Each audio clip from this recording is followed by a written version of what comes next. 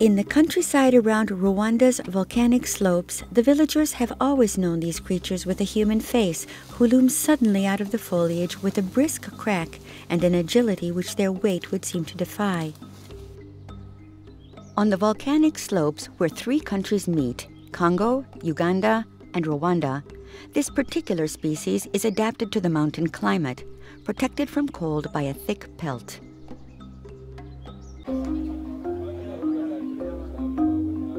In Rwanda, outside the protected zone, a tourist center is set up for visitors.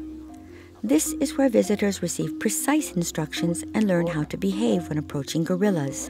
These animals are not dangerous if one adopts an appropriate attitude. Never stare too long at a large male who is looking at you. Lower your head in submission, and if he approaches, move aside to let him pass, but never run away. The preventive and protective measures have a cost. Personnel for surveillance, as well as the whole infrastructure necessary to support them, justify the high price demanded from anyone wishing to enter the protected zone. In Rwanda, the visitor permit to the Volcans National Park costs about 600 euros per person per day. Only 70 visitors are allowed to enter the protected zone daily. The hike to the gorillas can be several hours long and cannot be undertaken without an escort. In addition to porters, at least 2 guides and 2 armed men accompany visitors, ready to intervene at any moment. A wall marks the beginning of the protected zone. Its primary purpose is to establish a clear limit between agricultural land and the inviolable protected area. But the wall also prevents wild buffalo and elephants from ravaging the fields. As for the gorillas, who can of course easily cross over the low pile of stones, they rarely approach villages, as the forest provides all the nourishment they require.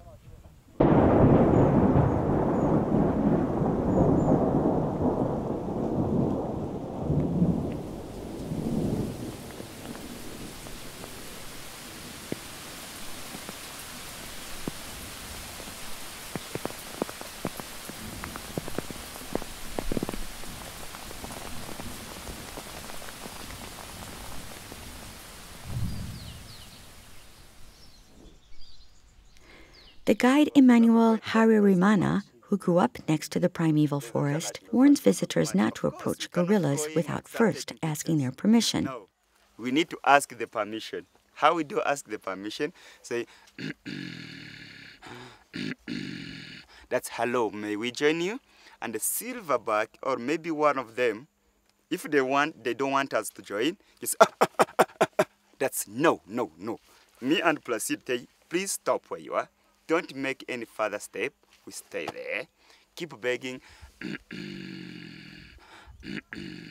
If they say, man, we say, okay, go and take pictures. The rocks are not fixed. You need to be careful. One last piece of advice: obey the gorillas calmly. Sometimes they may come and just grab you and pull you. If they grab you, no complaint. Even silverback may grab you and pull. Just if he pulls you, just you follow him. Don't make any complaint, that's how it is. So that's why we say you need to be together. Me and my friend, we make sure that we do monitor you, have to handle you. Otherwise, if you are there and the black buck try to challenge you, you don't know how to behave, that's going to be a bigger problem.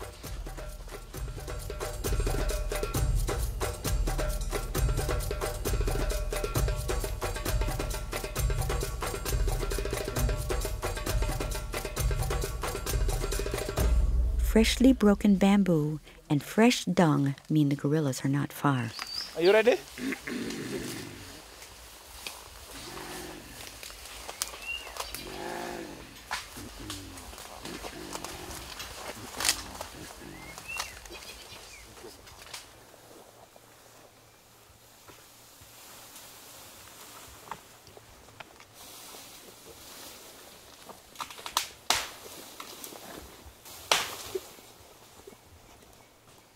In refusing to let humans approach, gorillas are often just testing their authority and making sure it is respected.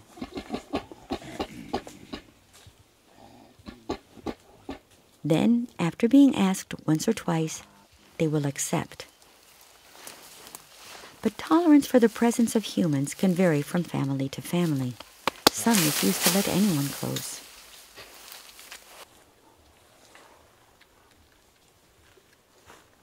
An encounter with the mountain gorillas should not last more than an hour, and each family is not to be disturbed by visitors more than once per day.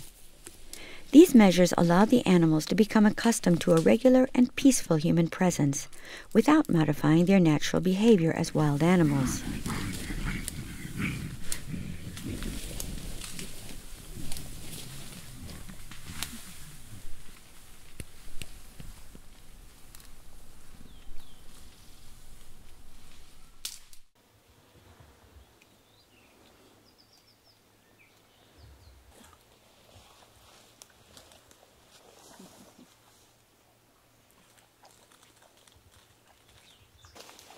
Families move to several different spots during the day in search of food.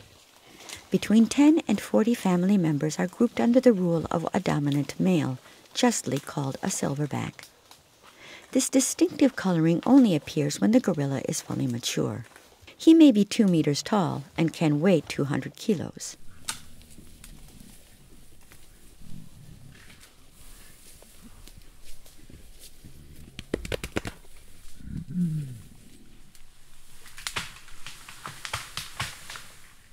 As vegetarians, they eat a variety of plants which ensure nutritional equilibrium.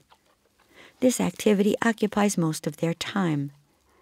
Meals, naps, and walks occur several times a day before the group chooses a spot to spend the night.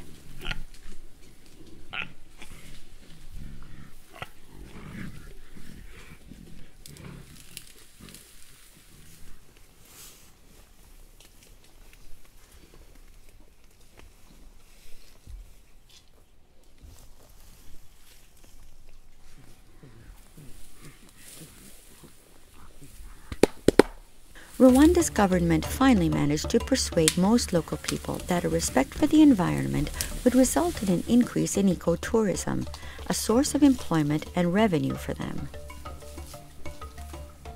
This is green tourism, fairly high-end, which Rwanda intends to develop, in particular in order to finance an effective protection of its fauna. Quite close to the reserve, several luxury lodges welcome travelers. Impeccably clean, serving fine food, offering luxurious surroundings, such lodgings are very appreciated between visits to the forest cousins.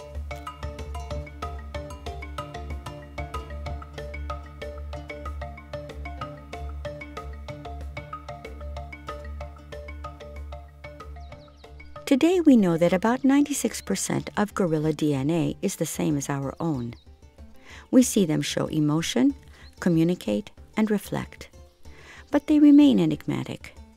What are they thinking about as they savor a tender stalk, or gaze at these human cousins come to observe them? One day, perhaps we will indeed understand their thoughts. And if so, this will truly signify the discovery of a new world.